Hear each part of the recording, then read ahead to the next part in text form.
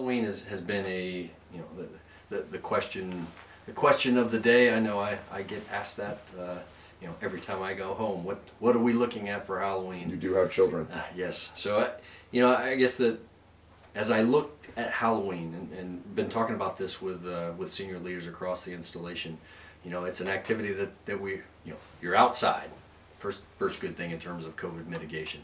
You can wear a mask. Second thing, you can keep physical distancing. Third thing, and then if you have symptoms or are at risk, you don't have to participate. So there were, in terms of the things that we do day in and day out in order to minimize as much as possible the risk of COVID.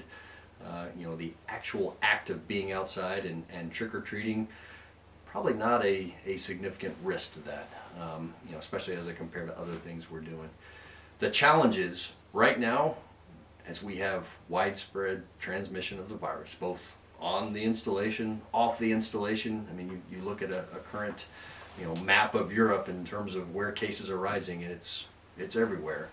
The concern is that we should be doing things that cause us to mix with people we don't have to less. So everyone's got their bubble, their work bubble, kids have their school bubble or their childcare bubble, maybe one or two friends that are neighbors.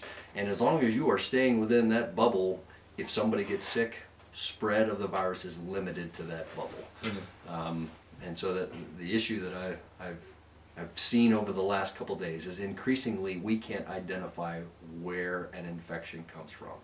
It's outside of somebody's bubble. Yeah, it's not like someone's signing a piece of paper every time they take a piece of candy. And because you can't see it, and because you can't trace it, and I can't say that I know for a fact I got it from Jim or Bobby.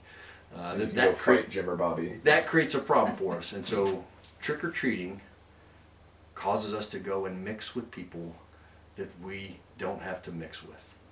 And so I've talked with the mission partners.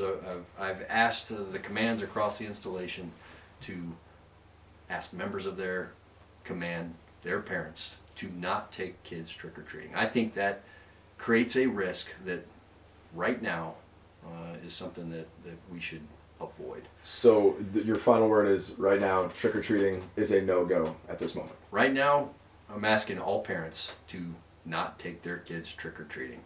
I mean, in the past, trick-or-treating is not a Garrison event. It's a holiday. We have put some public safety measures in place, MPs out patrolling to make sure kids didn't get hit by cars. But trick-or-treating has never been a Garrison event.